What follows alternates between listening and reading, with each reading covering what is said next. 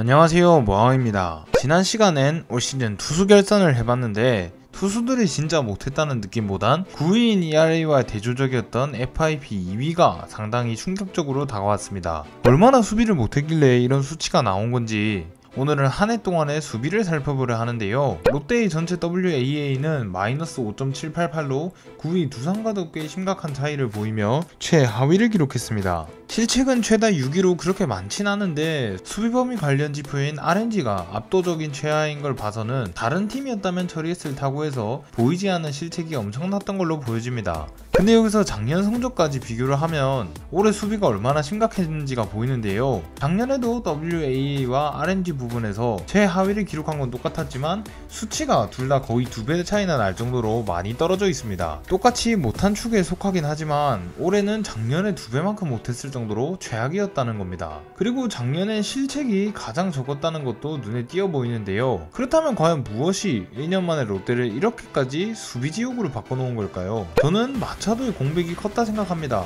마차도는 누가 뭐래도 2년간 KBO 최고의 유격수로 활약했습니다. WAA나 RNG, 처리율 등 모든 수비지표에서 리그 원탑을 먹었던 선수였는데 이 선수가 빠지게 되자 1년 만에 바로 그 직격탄을 맞았다고 생각하는데요. 세부적으로 내야의 수치들을 살펴보면 타구 처리율이 88.22%로 밑에서 2위를 기록했고 리그에서 두 번째로 많은 내야 안타를 허용했습니다. 그러면서 실책은 생각보다 적었으나 WAA 순위가 떨어지고 말았는데요. 무엇보다 심각했던 게 마차도에 가려져 있던 안치홍, 한동희의 안 그래도 심각한 수비가 그 치부를 드러냈던 것이었습니다. 그동안 자신들의 범위까지 커버하던 마차도의 존재가 사라지자 한동희는 5개, 안치홍은 2개씩 실책이 늘어났고 WA도 낮아지며 최악 수준의 내야 수비를 보여줬는데요. 특히 마차도가 빠진 유격수 자리는 실책이 2배 가까이 늘어났고 단순하게 타구 처리율만 봐도 유격수 3루수에서 2%씩 수치가 하락한 게 보입니다. 겨우 마차도 한 명 빠진 걸로 팀 내야의 수비 관련 수치들이 이렇게까지 안 좋아질 수 있나 싶지만 그럴 수 있다는 걸 올 시즌 롯데가 보여줬습니다.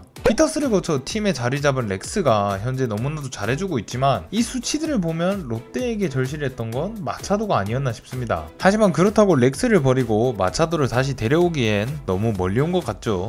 그렇게 롯데는 어떻게든 이 내야 수비를 자체적으로 보강해내야 되겠습니다. 최근 최종국 수비 코치가 롯데에 부임한다는 썰이 있는데 롯데에 와서 이런 롯데 내야를 잘 단련시켜줬으면 좋겠네요. 그런데 이런 내야 수비보다도 외야 수비가 더 안 좋았다면 여러분 믿어지시겠습니까? 롯데의 외야 수비는 작년부터 문제로 지적받던 부분이었습니다. 그리고 올 시즌 역시 예상대로 좋지 못했는데요. 먼저 기본적으로 공을 잘 잡지 못하며 타구 처리율이 유일한 30%대로 최하위를 기록했고 어깨까지 약한 외야진들로 인해 보살 역시 가장 적었습니다. 특히 뜬공 아웃 시 3루에서 홈 진루율이 리그에서 8위를 기록하는 등 전체적으로 외야 타구에 대한 추가 진루율이 높았던 롯데였는데요. 한마디로 외야로 타구가 가면 안 내줘도 될 안타도 내주고 진루도 많이 시켰다는 거죠. 그러면서 마이너스 5점대라는 괴랄한 WAA로 리그 최하위를 기록했습니다. 9위와 약 2배 차이가 나는 수치인데요. 이럴 수밖에 없는 게 개개인으로 따졌을 때 리그 외야수들 중 WAA 최하 4명 중 1위가 전준우고 4위가 황성빈으로 롯데의 주전 외야수가 둘이나 포진되어 있는데요. 한마디로 최악 중에서도 최악이었다는 거죠.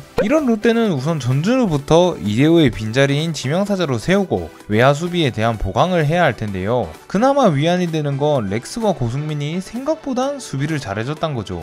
그리고 황성빈도 첫 풀타임이었다는 걸 감안하면 올 겨울에 준비를 잘해서 자신의 강점인 빠른 발을 앞세운 넓은 범위의 안정적인 수비를 보여줄 수도 있지 않을까 싶습니다. 이에는 역시 작년부터 팀에 있던 김평호 코치의 역할이 중요하다 생각하는데요. 김평호 코치가 작년 스프링 캠프 때는 1군을 맡았었기에 2군 스프링 캠프에 있던 황성빈과의 시간이 짧았다 생각됩니다. 그리고 기분 탓일 수도 있지만 추재현의 수비를 보자면 김평호 코치와의 만남으로 상당히 수비가 향상됐던 걸로 기억됩니다. 그렇게 황성빈이 올 시즌 준비를 김평호 코치와 철저하게 잘 해낸다면 약점인 수비 역시 보완이 가능하지 않을까 싶은데요. 전준우 빼고 황성빈의 수비가 나아진다면 외야는 충분히 보강이 될 거라 생각합니다. 그리고 올 시즌 롯데의 포수들은 도루 저지율은 6위로 생각보단 선방했으나 여전히 블로킹 문제를 보이며 9이닝당 폭투포율 8위를 기록해 최근 5년 중 3번째로 팀 포수 WA 10위를 기록했습니다. 나머지 2년도 8위 9위이니 이제 포수 수비가 약하다는 말은 입이 아픈 수준입니다.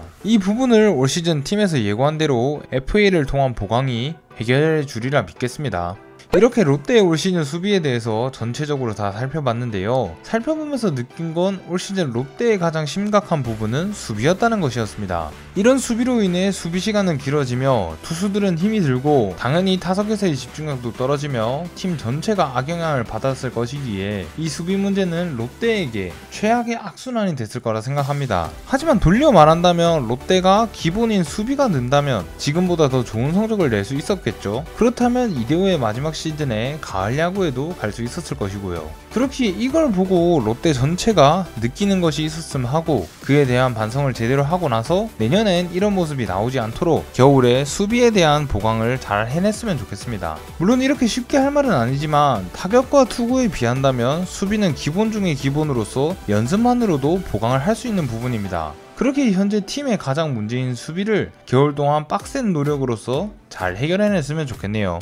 2023년엔 달라질 롯데의 수비를 기대해 보겠습니다. 올 시즌 롯데의 수비에 대한 여러분의 생각은 어떠신가요? 지금까지 모항이었습니다. 감사합니다. 롯데 승리의 롯데 화이팅!